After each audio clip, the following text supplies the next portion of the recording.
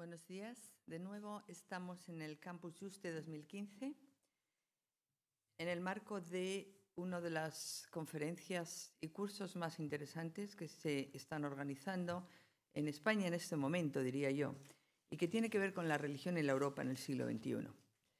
En este momento voy a tener el placer de presentar a uno de los ponentes de origen senegalés, que ha realizado un largo recorrido hasta convertirse en uno de los artífices de la libertad religiosa en el plano internacional.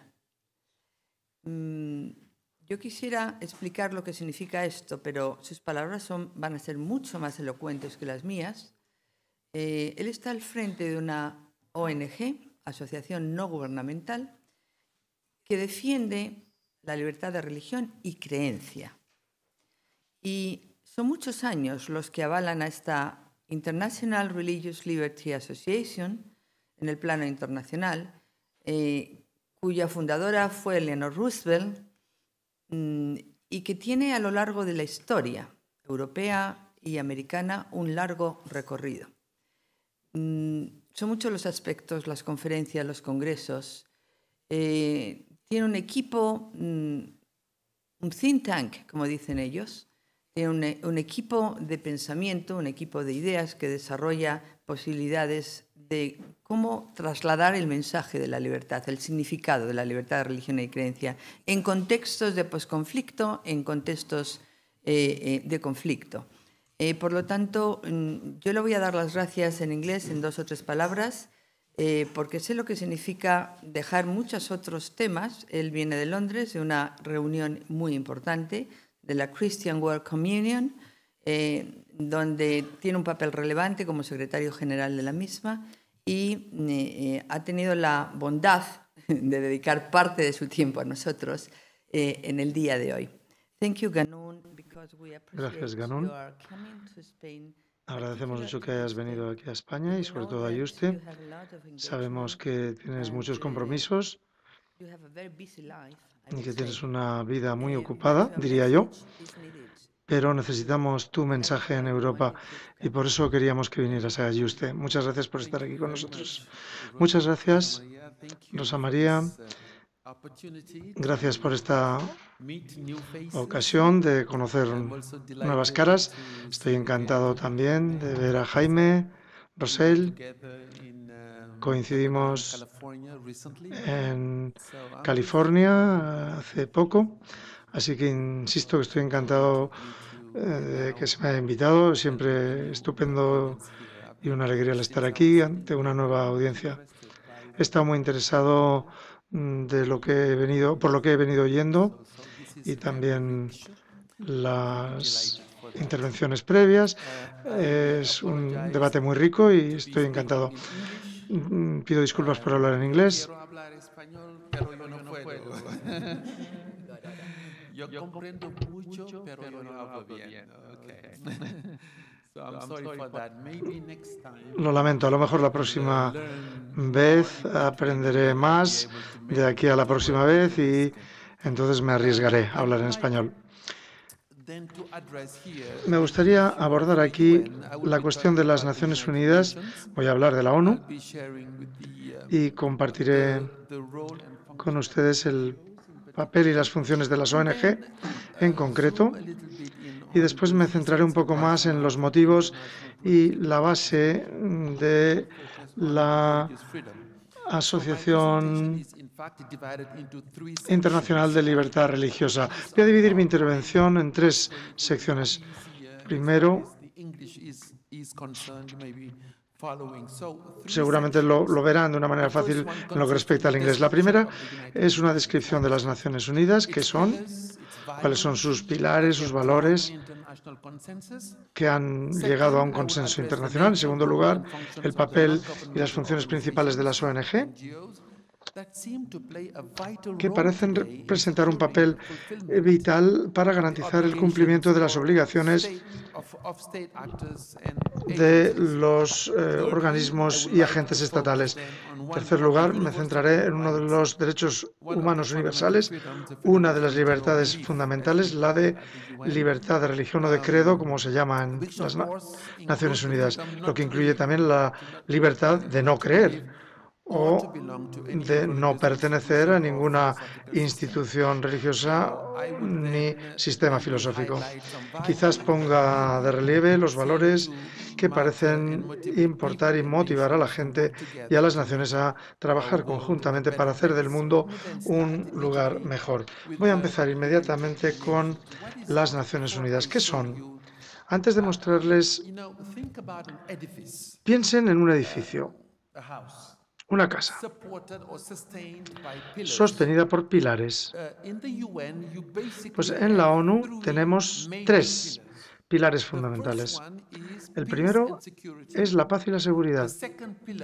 El segundo, que sostiene el edificio de la ONU, es la justicia y el desarrollo. Y por último, el tercer pilar son los derechos humanos. Quizás se pregunten por qué el primer pilar, paz y seguridad, en el contexto europeo en el que estamos, tiene importancia. Pues han de entender que la ONU no salió así de la nada. Deben recordar que hubo 2 guerras mundiales y toda una generación de europeos se vieron diezmadas. Los europeos se dedicaron durante mucho tiempo a hacer la guerra.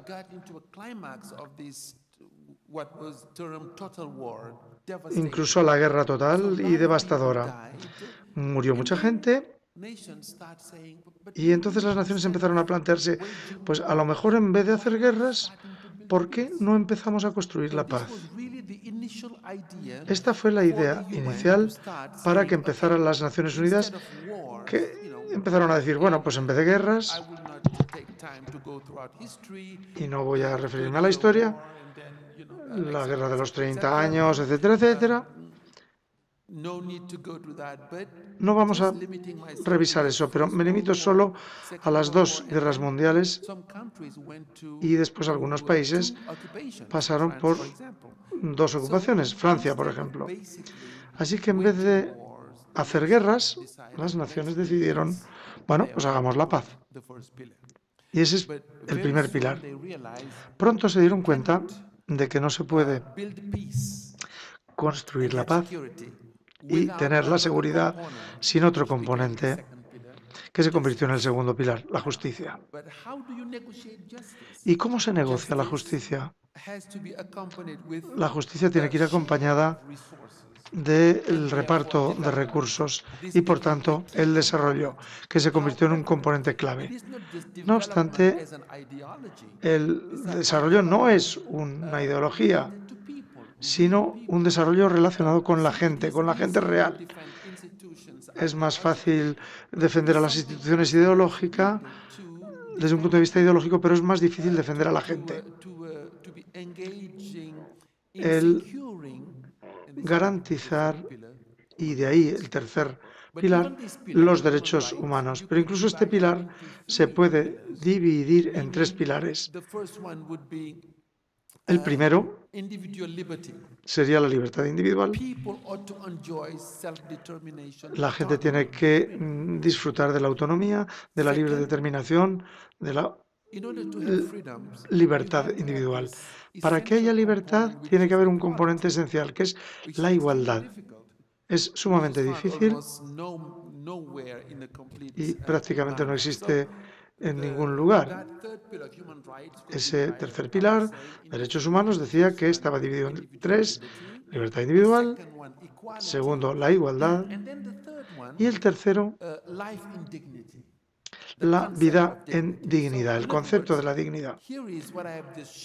En otras palabras, esto es lo que quiero compartir con ustedes brevemente.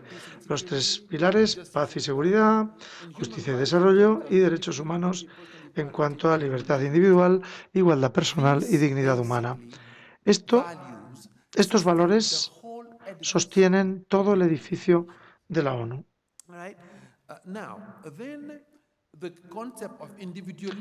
El concepto de la libertad individual se puede llevar un poco más lejos para incluir tres tipos de necesidades, de libertades.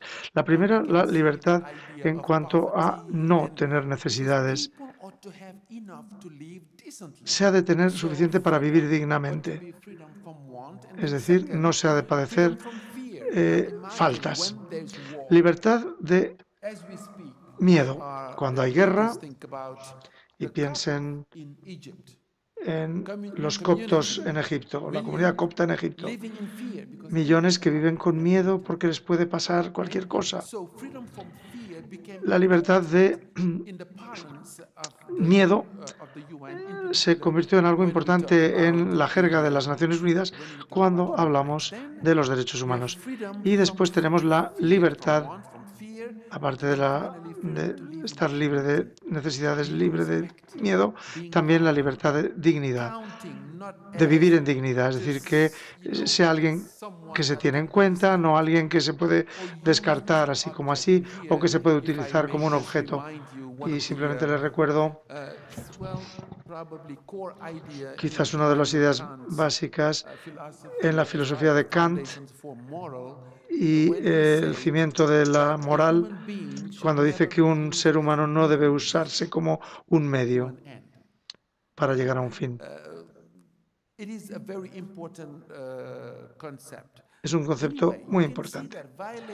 Ya ven que las transgresiones de estos pilares, la paz y la seguridad, justicia y desarrollo o los derechos humanos, libertad individual, igualdad personal y dignidad humana, trastocan la idea de la dignidad y erosiona aún más las posibilidades de la convivencia y la cohesión social en paz.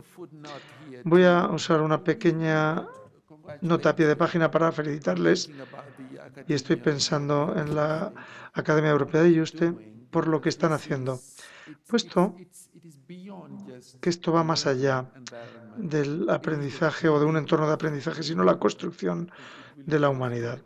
Va más allá, pues. ¿Y qué tipo de humanidad? Es decir, personas que se convierten en humanas en un entorno de violencia, división y conflicto. De modo que cuenten ustedes con mi respeto y mis felicitaciones. Toda transgresión de cualquiera de estos pilares se convierte en un obstáculo a la coexistencia pacífica. Las violaciones de los derechos humanos tienen un denominador común: el desconocimiento, la negligencia o el rechazo a aceptar y afirmar la dignidad de todas y cada una de las personas, la humanidad de esa persona. Es tan sencillo, o parece tan sencillo, pero cuando uno va por el mundo, cuando la humanidad de la persona se acepta, eso es propicio para la paz. Pero cuando las bases o los cimientos de aceptar la humanidad de la otra persona falta, entonces verán que a las personas les rechaza, se pisotea su dignidad y pone en cuestión la posibilidad de vivir juntos. Mencionaba los tres pilares de las Naciones Unidas y en aras de ahorrar tiempo en la descripción del sistema, me gustaría simplemente dedicar unos minutos para hablar del pilar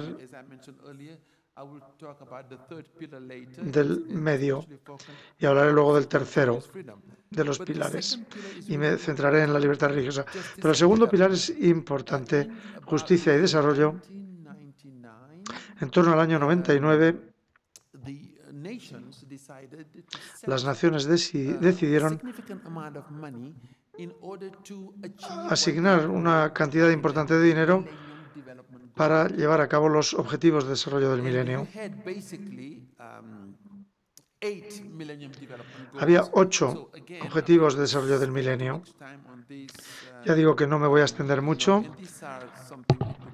y es algo que pueden ustedes leer en línea en cualquier sitio, de modo que no procede extenderse mucho, pero esencialmente había los 8 objetivos de desarrollo del milenio. El primero es la erradicación. Y acuérdense que estamos hablando del segundo pilar, justicia y desarrollo.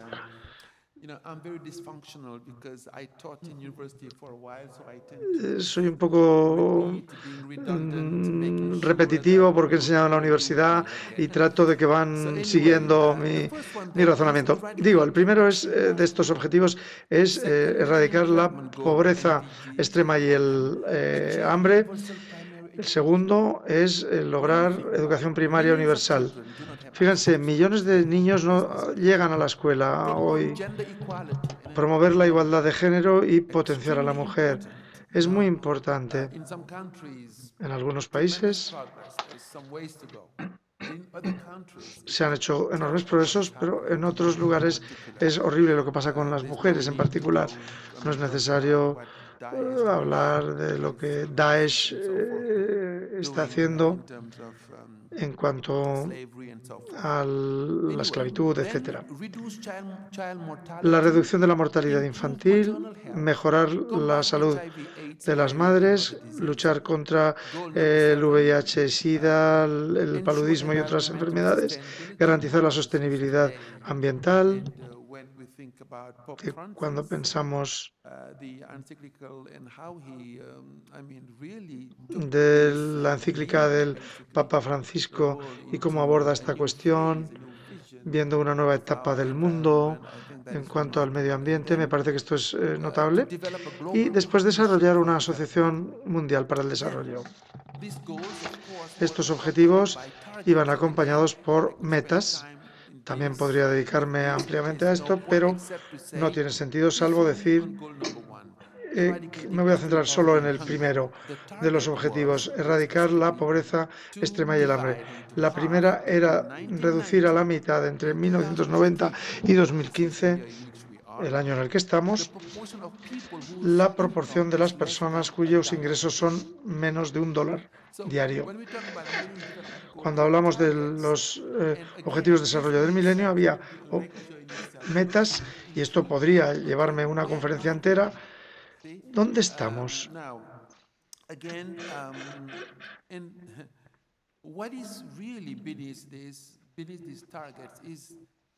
Y lo que está detrás de estos objetivos están los derechos humanos, es decir, un nivel suficiente de vida.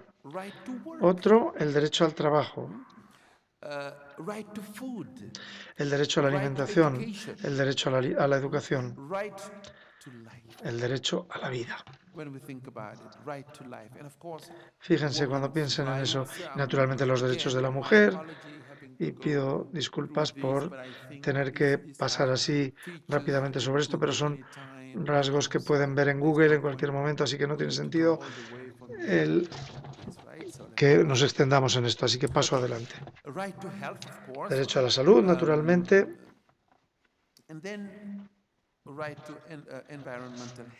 Y el derecho a la salud ambiental. Voy a avanzar aún más. Estos objetivos que acabo de mencionar, los de desarrollo del milenio, puesto que ya estamos en 2015, se han vuelto a examinar y a ampliar. Porque, en efecto, muchos de estos objetivos se han conseguido y, desde luego, las naciones se unieron para conseguir muchas cosas. Hay menos gente pobre, pero todavía hay demasiada gente pobre. Es decir, por un lado hay éxito, pero por otro, desafíos todavía presentes ante la comunidad internacional.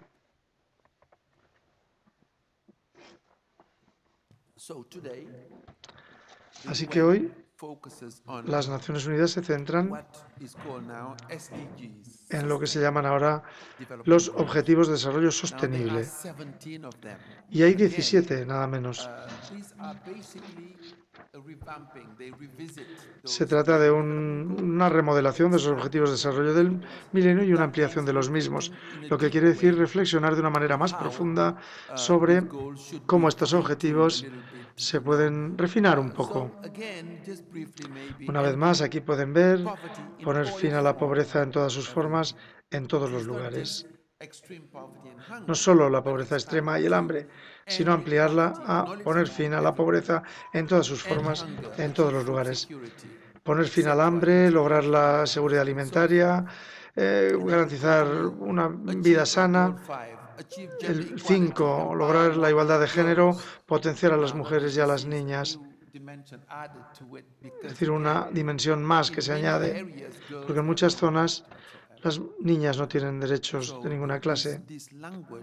Esta forma de expresarse mejora, reducir la desigualdad, y estoy hablando del número 10, dentro y entre países, hacer que las ciudades y los asentamientos humanos sean incluyentes, seguros.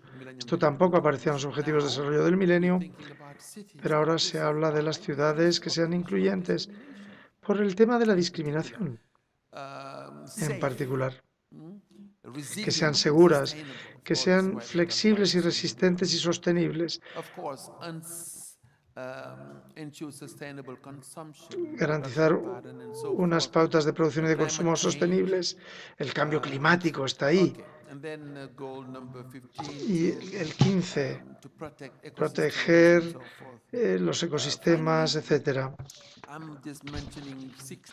Y por último menciono el 16, es importante y está conectado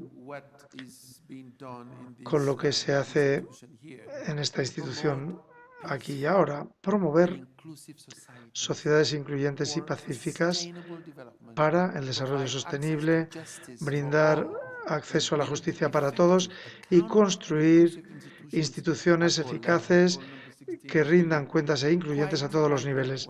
De modo que este es bastante importante como objetivo. Y de una forma más general, fortalecer los medios para aplicar y revitalizar la Asociación Mundial para el Desarrollo Sostenible. Esto está conectado con las Naciones Unidas, que tiene estados participantes que firmaron los pactos, los tratados. Es decir, son agentes estatales que tratan de hacer de este mundo un lugar mejor. Como decía al principio, en vez de hacer la guerra para tratar de eliminarse uno al otro, ¿por qué no construir un entorno pacífico para todas las naciones? Y estas son las ideas de la fundación de las Naciones Unidas. Es imposible que solo los agentes estatales puedan cumplir tanto los Objetivos de Desarrollo del Milenio como los Objetivos de Desarrollo Sostenible. Por eso paso a mi segunda sección, a saber la existencia, el trabajo y las aportaciones que hacen las ONG, es decir, las organizaciones no gubernamentales. Las ONG en todo el mundo supervisan la aplicación de distintos proyectos, los que están patrocinados por las Naciones Unidas, entre otros. Además, su aportación, o la de las ONG, crean el entorno propicio para una mayor transparencia. En un mundo perfecto, uno esperaría que todo gobierno actuará a favor de los intereses comunes de su gente. Pero esto no se ha conseguido todavía.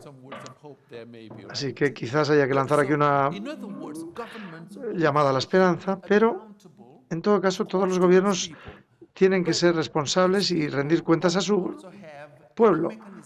Pero también tienen estos pueblos mecanismos que pueden ayudar a la rendición de cuentas de los gobiernos a ellos. Y por eso están las ONG organismos que se encargan de supervisar si están cumpliendo estos gobiernos los compromisos que han adquirido. Así que su trabajo hace que los órganos del Estado sean más responsables ante la gente. ¿Qué es una ONG? En realidad, según el Banco Mundial, y me pareció que este era un buen lugar para encontrar una definición, toda definición se puede, desde luego, discutir. Me ha fascinado la intervención anterior, en el sentido de que la palabra trabajo o trabajar no existía en infinitivo en romaní. Bueno, según el Banco Mundial, una ONG es una organización privada que se dedica a actividades para remediar el sufrimiento, promover el interés de los pobres, proteger el medio ambiente, dar servicios sociales básicos o llevar a cabo el desarrollo de la comunidad. Fin de la cita. Se suele distinguir entre las organizaciones no gubernamentales operacionales y otras que están, digamos, en defensa de los derechos. Naturalmente, se deben integrar las dos dimensiones. Andrew Haywood decía que las operacionales tienen por objetivo el diseñar y aplicar un proyecto desarrollado relacionado con el desarrollo. También pueden estar orientados al socorro o al desarrollo. Pueden estar basadas en la comunidad, pueden ser nacionales o internacionales. Las que se dedican a la defensa promueven o defienden una causa particular. Y como mencionaré después, la organización de la que yo soy miembro se dedica más a esta labor de defensa. No quiere decir que no hagamos algunos aspectos también operativos, pero en el contexto de las Naciones Unidas el momento definitorio de las ONG tuvo lugar en los 90. Piensen, para el año 2000, más de 1000 grupos habían recibido una condición consultiva y el total de organizaciones no gubernamentales internacionales es superior a las 30.000 en todo el mundo. Bueno, ¿y qué hacen 30.000? ¿A qué se dedican? Bueno, recientemente me di cuenta de que en el ámbito de los derechos humanos y concretamente en la libertad religiosa hay más de 800 ONG en todo el mundo, lo que no deja de ser interesante. Naturalmente, algunas de estas ONG son famosas. Se puede hablar de, y voy a citar solo estas tres como una muestra. Greenpeace, que tiene más de 2,5 millones de socios y tiene más de 1.200 empleados. Amnistía Internacional, Médicos Sin Fronteras o Care International, que hace un gran trabajo para reducir la pobreza a nivel mundial. Como un símbolo de su importancia, se estima que un 15% de la ayuda internacional pasa por las ONG operacionales, lo que no deja de ser interesante. Es importante que cuando los organismos del Estado, cuando hay un problema en algún lugar, mandan dinero o recursos, muy bien, pero las ONG desempeñan realmente su papel en esta ecuación. Para dar una imagen más completa, habría que mencionar la controversia en el entorno de la labor de las ONG. Estamos en un entorno académico, lo que quiere decir que vemos los datos y miramos a los hechos de una manera crítica, no de una forma ingenua, simplemente promoviendo algo sin preguntarnos algunas cuestiones clave. Andrew Haywood nos da un resumen de esta cuestión. Dice, los partidarios los que apoyan a las ONG dicen que benefician y enriquecen la política mundial. ¿Por qué? Pues porque son un contrapeso para el poder corporativo y ponen en fin, y hacen frente a las empresas transnacionales y a su influencia. Democratizan la política mundial, articulan el interés de la gente y de los grupos que se han visto desprovistos de poder por los procesos de globalización. Es decir, las ONG son la voz de grupos de interés o de algunos de estos grupos. También actúan como una fuerza moral, hasta cierto punto, ampliando el sentido de responsabilidad cívica de la gente e incluso crean lo que algunos llamarían ciudadanía mundial. Y a este respecto son estamos viendo cómo está emergiendo una sociedad civil mundial. Los críticos dicen que son grupos que se nombran a sí mismos, que no tienen credencial democrática alguna, y se debe admitir, en efecto, que en algunos casos eso es cierto. Alguien tiene una personalidad firme, dice, bueno, pues voy a seguir por aquí, voy a tener unos seguidores, sin someterse a la evaluación de la comunidad mundial. En un intento por conseguir un perfil en los medios de comunicación elevado y atraer el apoyo y la financiación, algunas ONG han sido acusadas de hacer peticiones exageradas, distorsionando las percepciones del programa, de las políticas y planes. Aquí comparto mi opinión personal. Yo creo que hay que ver la importancia de las ONG y de lo que hacen. Aunque he de decir que, incuestionablemente, la comunidad internacional ha venido a considerar como indispensable las aportaciones que hacen las ONG. En este contexto, voy a pasar a mi tercera sección. Puesto que formo parte de una ONG, así que me voy a centrar un poco en el tema de la Asociación Internacional en Pro de la Libertad Religiosa, que se creó en 1893.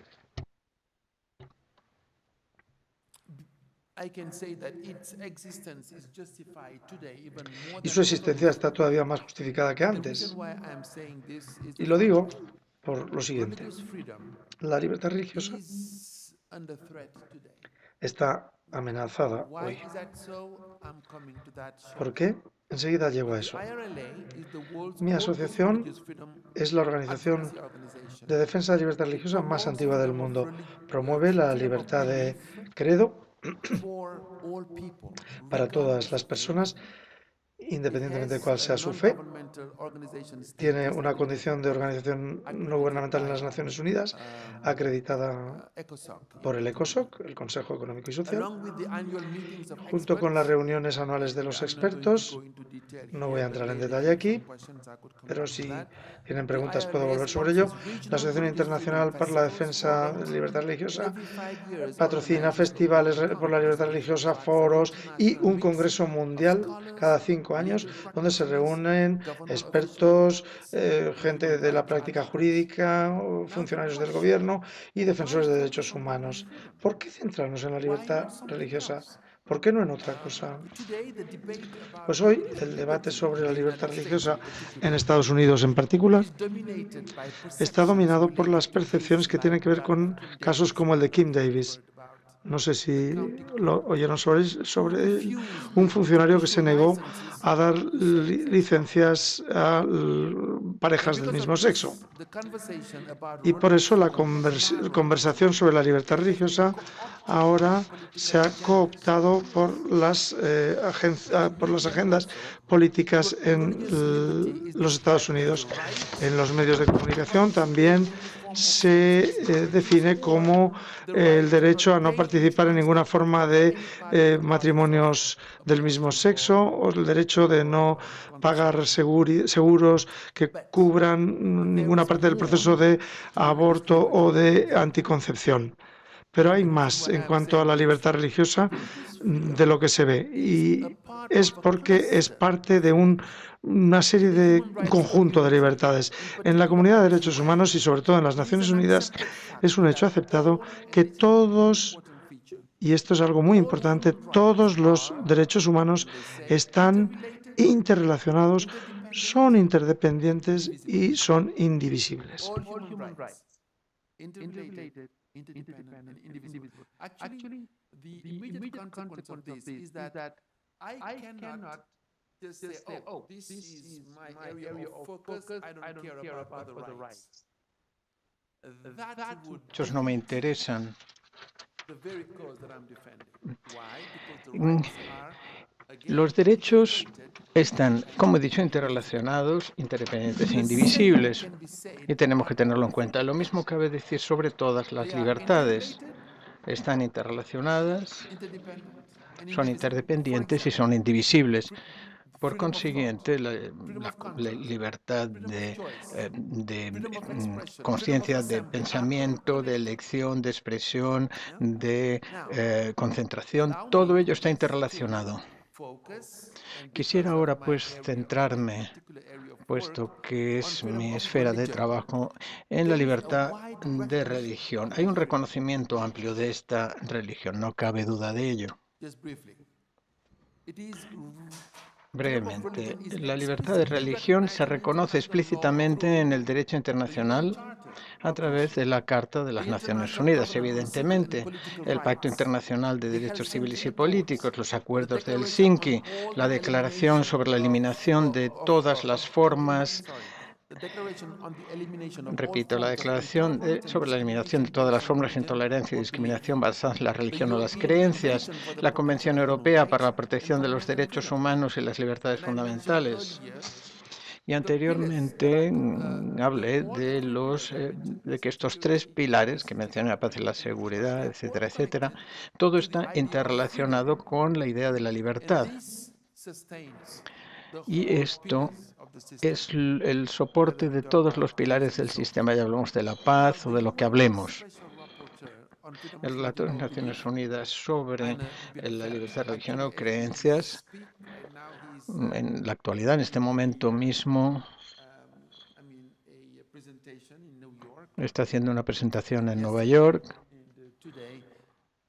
que empezó ayer y ha seguido hoy, y ha dicho lo siguiente: existe una necesidad urgente de una claridad conceptual mayor en cuanto a la libertad de religión o de creencias, no solamente para defender este derecho contra los ataques enemigos de fuera, sino también para fortalecer el consenso acerca de la importancia de la libertad de religión o creencias dentro de la propia comunidad de derechos humanos.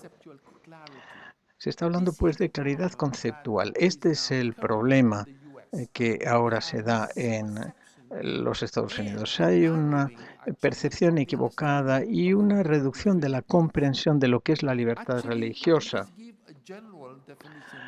De hecho, deberíamos dar una declaración amplia. En primer lugar, la libertad religiosa es el derecho a profesar, practicar y propagar la fe religiosa de uno o la falta de esa fe religiosa. Es el derecho de pasársela a nuestros hijos o a las personas a las que tutelamos. Es el derecho a llevar símbolos y a desplegarlos en el espacio público. Es el derecho a construir instituciones como expresión de las creencias de uno, un objeto de promover las convicciones, creencias y valores que tenemos. Dentro del tiempo que se me da para esta presentación, quisiera compartir con ustedes algunas cosas sobre la libertad de religión. Me ha parecido que podría ser útil. No pretendo darles 95 tesis para la reforma ahora, pero más modestamente quiero decir lo siguiente. En primer lugar, la libertad de religión o de creencia se reconoce como una de las libertades fundamentales. Este es un hecho histórico. En segundo lugar, es un derecho humano universal aceptado y ratificado en cuanto tal por la comunidad internacional. En otras palabras, forma parte de la Declaración Universal de Derechos Humanos, en el artículo 18, que dice esto muy explícitamente. Y las naciones han firmado esto, por lo tanto, son responsables de promover y proteger realmente estas cuestiones. No he dicho, y tengo mucho cuidado con esto, no digo que el gobierno haga un favor a la gente dándole estas libertades, sino que este es un derecho intrínseco que los gobiernos tienen que proteger. Eso es distinto. No es un favor que hagan los gobiernos a la gente. En tercer lugar, se considera como la primera libertad en el contexto de las instituciones y valores democráticos. En Estados Unidos, a veces la gente dice, bueno, nosotros somos los inventores de esto, pero no es así. Muy interesante. Esta semana he estado en Londres y uno de los encargados nos hizo una presentación, nos dio una gira muy interesante y vimos, por ejemplo, la Magna Carta. Y fue una experiencia interesantísima. Estuve en una reunión que se llama la Conferencia de Secretarios de dirigentes de la Comunión Cristiana, las principales confesiones religiosas, católicos, ortodoxos, metodistas, etcétera, etcétera, etcétera. Por eso quiere decir que se están hablando estas confesiones entre sí para llegar a una mejor comprensión y coexistencia con las demás confesiones. Cuando escuchaba su presentación de antes, yo pensaba, ojalá tuviera tiempo para quizás, en fin, comparte lo que ha dicho, pero he pensado, bueno, yo realmente no se me ha invitado para eso, así que no voy a insistir en ello. Pero ha sido realmente interesantísimo. Muchas gracias. En cuarto lugar, la libertad de religión o de creencias es algo central respecto de todas las demás libertades, porque de hecho sin la libertad de religión o creencias no puede florecer ninguna otra libertad. Esto es muy fácil de entender, porque la libertad de religión tiene que ver, de hecho, con la libertad de conciencia, de pensamiento, de expresión. Si se me priva de esa libertad, se me está privando de las demás libertades también, en cierto modo. Y esta es una libertad primordial, se soporte de las otras libertades. En esencia, es la condición previa para la pertenencia de las más libertades. La libertad religiosa es el sine qua non para vivir con libertad. Se me puede permitir votar, tener propiedades y asociarme libremente en la plaza pública en todas las demás maneras, pero si no se me permite hablar y actuar en relación con estas creencias acerca de una realidad en última instancia que define quién soy y por qué estoy en la tierra, entonces las demás libertades significan muy poco. En un sentido muy real, por consiguiente, todas las libertades humanas dependen de la libertad de religión. Y en cuanto tal, la libertad religiosa es un requisito previo y guardián de todas las demás libertades. Esto lo dijo Thomas Paine en particular. En sexto lugar, es una libertad compuesta, contiene las demás libertades, como he dicho. No es necesario pues que diga más sobre esto. La libertad de religión o creencia es la expresión de lo que significa ser un ser humano, porque consolida el hecho de que todo ser humano está dotado de la capacidad de pensar, de tomar decisiones conforme a sus convencimientos internos, las convicciones íntimas de la conciencia de cada uno. Es un derecho que si se me quita la humanidad. Naturalmente es un derecho legal que figura en la mayor parte de las constituciones, incluida aquella del país en que nos encontramos ahora, España, y en Portugal, etcétera. De hecho, una de las cosas que hago cuando se me invita, estuvimos juntos en Brasil, ¿no? hablando en el Parlamento.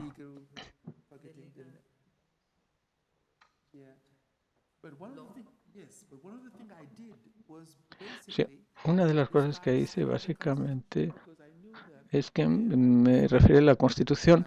Empecé a estudiarla porque pensé que ahí podía encontrar suficiente material para que la gente me entendiera sobre la importancia de la libertad religiosa. Es un derecho político, civil y cultural también.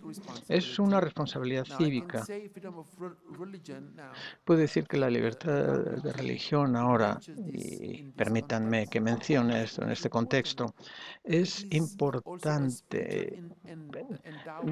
Es también un regalo de Dios, por lo tanto es algo espiritual. En la tradición cristiana, por ejemplo, la libertad de religión, o en fin, todas las libertades,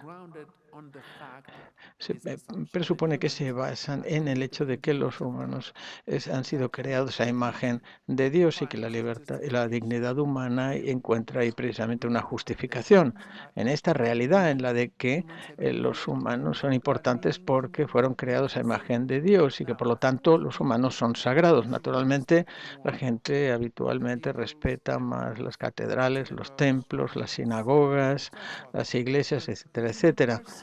Pero la persona humana, de hecho, se la llama un templo en la tradición judeocristiana y por consiguiente se la considera más importante que meros edificios que se hacen con las manos humanas.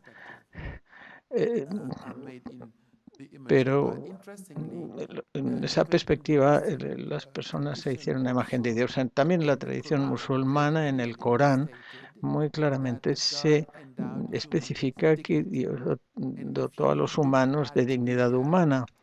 Y si vemos las religiones como el hinduismo en Asia, por ejemplo, los seres humanos tienen lo que ellos llaman un alma Atman, como Mahatma Gandhi, Atman.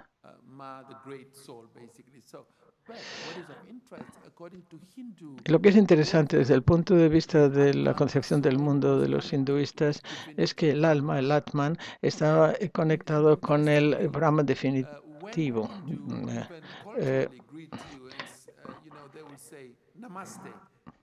Ellos dicen, por ejemplo, Namaste y juntan sus manos, pero literalmente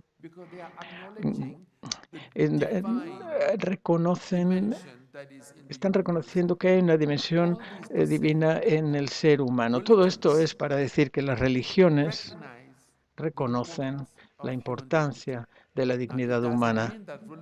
No significa que las personas religiosas sigan sus propias tradiciones de respetar a otras personas, etcétera, pero por lo menos en los textos, ya sea en el cristianismo, en Dignidad Humanis, por ejemplo, en la encíclica, o en la tradición ortodoxa, o en el Islam, o en el hinduismo, o incluso en el budismo, aunque ahí la idea del ser está construida de otra manera, pero en todas las religiones se reafirma la dignidad humana.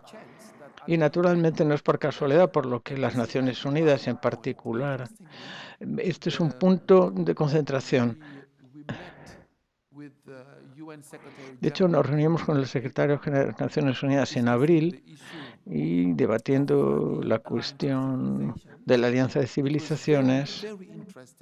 Fue muy interesante observar que el enfoque que se hace en la idea de la dignidad, los objetivos de hecho del desarrollo sostenible en 2015, el programa de 2015, habla del papel de la dignidad.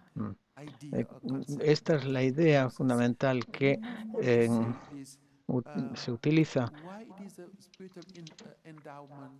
¿Por qué existe esta dotación espiritual? Porque lo más importante, y ahora hablo desde mi propia convicción judeo-cristiana, Y es que la libertad es un regalo, es un don. ¿Por qué es un don? Porque sin esa libertad no puede haber un gobierno. Es decir, que el amor, en otras palabras, no se puede forzar. No podemos decir a nadie, no, tienes que amarme. No. Tiene que ser una elección, algo decidido, lo que supone la libertad de elección. Y por lo tanto, ello conlleva la libertad de pensamiento, etcétera, etcétera. Quisiera mencionar algo que me parece muy interesante. He observado que el primer orador comenzó con esa primera línea y no pude llegar a la segunda. En fin, yo todavía estoy en mi introducción. La libertad religiosa, de hecho, es un aspecto esencial, un valor esencial. Quisiera decir que la libertad religiosa, en última instancia, garantiza para todos el derecho a ser seres humanos. Una persona dotada de la capacidad de pensar, de decidir, de unirse, de cambiar, de compartir, de invitar a otros, incluso el derecho a transmitir a sus hijos una serie de valores. Ellos luego decidirán y tendrán las mismas prerrogativas. Así que para mí el promover la libertad religiosa es realmente una manera de contribuir a una mejor humanidad. De eso se trata, de la construcción de la humanidad. La libertad para elegir, para determinar, para unirse a otros, para respetar y para valorar lo que es sagrado en los demás. Así que sin la condición previa de la libertad religiosa, el acto de aceptar una relación, no se puede tener un gobierno, como yo decía. También la relación de amor es imposible sin ello. Así que voy a pasar a la conclusión. Es decir, que la libertad de religión es, de hecho, un hecho de la cohesión especial para llegar a una consistencia religiosa de distintas religiones y de las personas y de los grupos no religiosos. Contribuye a la estabilidad social. Demuestra que donde hay hostilidad hacia los grupos religiosos habrá inestabilidad, y naturalmente contra las minorías, etcétera, habrá violencia, habrá guerra. Este es el principio número 20. Y la libertad de religión pues puede funcionar como un centro moral en las relaciones internacionales. Así que es necesario para la paz internacional, para la paz nacional, porque sin libertad religiosa los demás pilares, la paz y la seguridad, la justicia y los demás derechos humanos tampoco podrán florecer.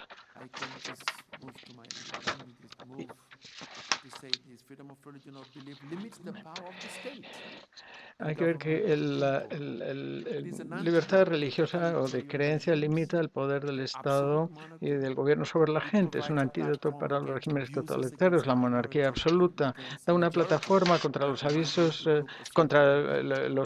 de las minorías o contra una mayoría, un grupo minoritario asume la dirigencia del país. Las organizaciones internacionales han reconocido la posición fundamental de la libertad de religión o de creencias.